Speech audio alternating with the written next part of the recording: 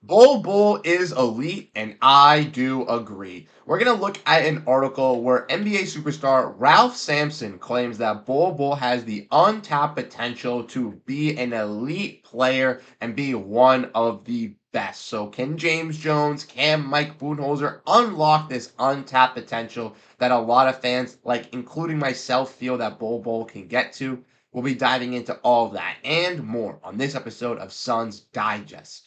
Without further ado, let's dive into the video at hand. Make sure to grab a snack. But like we discussed in the introduction, we're going to be talking about Bol Bol in this video. And I know a lot of people in our comment section have been screaming for a video on Bol Bol. Drop a video on Bol Bol, do a topic. And I told them that I would, completely forgot. But with this new article arising, we had already kind of had the implications of a video coming out, and we decided to go full throttle on this one today. So let's dive in and look at this. This article, we're going to be looking at a combination of two articles. The first one is going to be from Donnie Druin, where we're going to be looking at as an NBA legend says the Suns have elite talent. Phoenix Suns need to use one of their NBA role players more. Phoenix Suns center Bol Bol quickly emerged as a fan favorite during the 23-24 season, mostly due to his likable personality, but also due to his extremely rare skill set of a player his size possesses. Bol, according to NBA legend Ralph Sampson, has upside not many other players on the planet have. This is what Ralph had to say about our guy Bol here. He said, I would love to be in the Phoenix Suns system right now with the new facilities and the new owners and the new structure of basketball because they're getting ready to get it right. I went Thursday to their facility and I think they're getting ready to make a big impact on the game of basketball. But Bol Bol is an elite talent. I played with Bol Bol's father, Manute, and he didn't have the same talent that his son has, Sampson told the Arizona Republic's Dana Scott. He can change the game if he wants to, but he's got to want to get it done, and you got to have that grit. You can't just settle for the three, and Wembayama can't just settle for the three when the game's on the line. You got to find your niche, and you got to make it to the basket. You got to score, and that's what the learning or development of the game should be. It's going to take some years to do that, but if they can do that and put in the work, they'll be really good. And that's what he had to say about Victor Wembayama, and also what he had to say about Bol Bol. And I agree with Ralph Sampson here. I think that Bol Bol and Victor Wembanyama kind of bring this unique kind of skill set to the NBA. That's something that we really haven't seen. We've seen with the NBA big men, it be a very dominant position, led by very either big rebounders and tall guys in the introduction, starting with Wilt Chamberlain, Kareem Abdul-Jabbar, obviously Bill Russell, and those type of bigs. Then translating obviously into the dominant bigs, which were the big Shaqs and those big thunderous big rebounders and those big bodies to now translating to where where the three ball has been more effective to where the big man has to learn the three ball at a more efficient rate to where we've seen a kind of a combination of some of these bigs where they have that tall size but maybe they're not that big body and they're a little bit more skinnier or a little bit more lankier, and that allows them to be more of an offensive physical threat. And that's something I think we see with Bol Bol and with Victor Wembanyama here.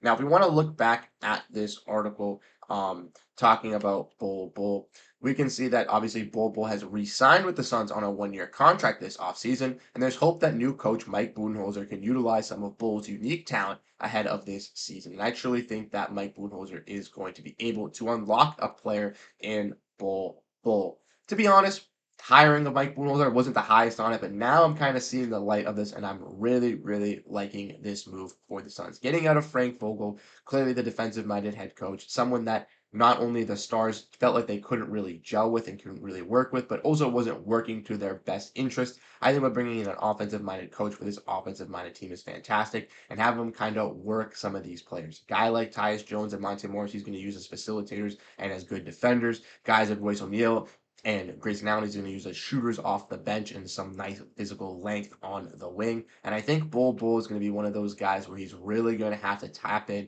and kind of utilize and kind of find out what his strength could be for this Suns team. Because ultimately, there is a hole on this roster at that backup four, maybe backup five position going into the season with guys like Plumlee, Ogudaro, and Bol Bol. And Bol Bol could make a name for himself and kind of get into one of those areas. Now, let's dive in and look at another article here talking more about the Ralph Sampson stuff and Bol Bol. Last season in 43 games, all off the bench, Bol Bol averaged 5.2 points and 3.2 rebounds with splits of 61.6% shooting from the field, 42.3% shooting from the three, and 78.9% shooting from free throw line, where his field goal percentage was at a career high of around a 62%, which is just absolutely crazy to see out of a guy at Bol Bol. Clearly shows you he's efficient from that mid range. He is pretty efficient from that 3-point range as well when he's given the opportunity. And if he is given the time to shine and be that offensive utility threat as that 3-point scorer and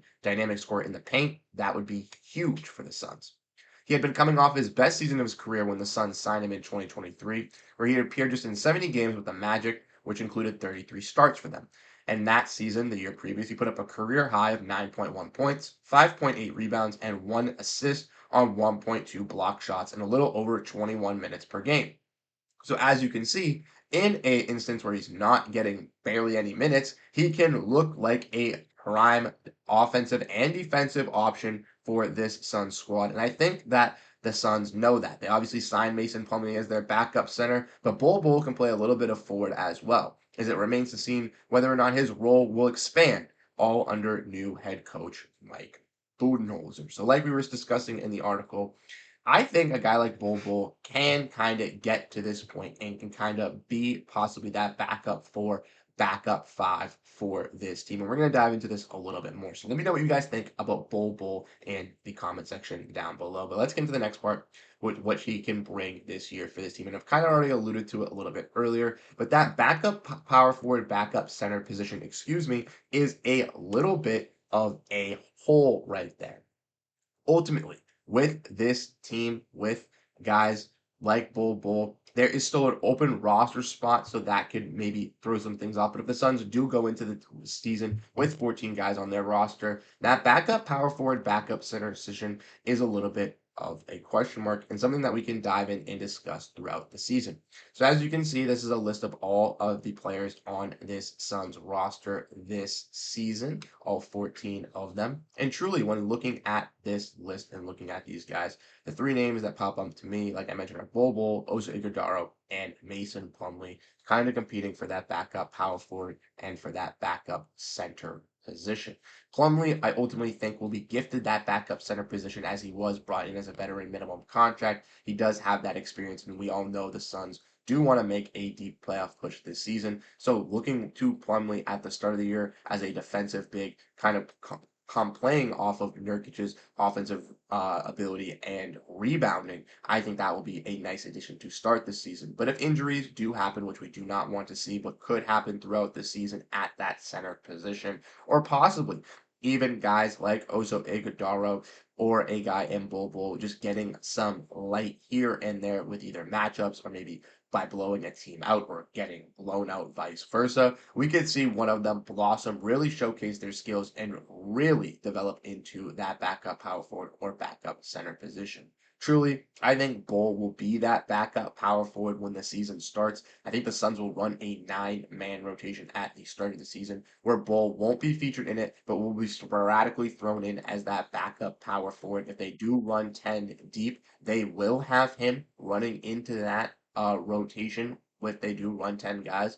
And then I think as we see the season go on, if injuries happen or if Bol does look nice at that power forward position, maybe he can expand himself into that backup center position or maybe solidify himself truly as a rotational piece at that backup four. But let me know what you guys think down below. I'm a big fan of Bol Bol, super high on him. I think he's been truly disrespected after falling in the draft class when he was drafted, traded to a bunch of teams without really getting an opportunity to showcase himself. And I truly think Phoenix can really capitalize on this with a new head coach and Mike Budenholzer to really unlock him like Ralph Sampson thinks he can be. But like I said, let me know what you guys think down below in the comment section. How do you guys feel about Bol Bol? I'm hoping for everybody that wanted this Bol video, we were able to satisfy you guys. Like I said, if you enjoy the Suns news, Suns content over here, CJ and I would really appreciate it if you hit that like button, hit that subscribe button, and stay tuned and up to date through the dog days. Right now, a little over a month to go till the season starts, and we are going to be excited, hammering out news leading up to the preseason, when preseason's here, and going over all of that. So like I said,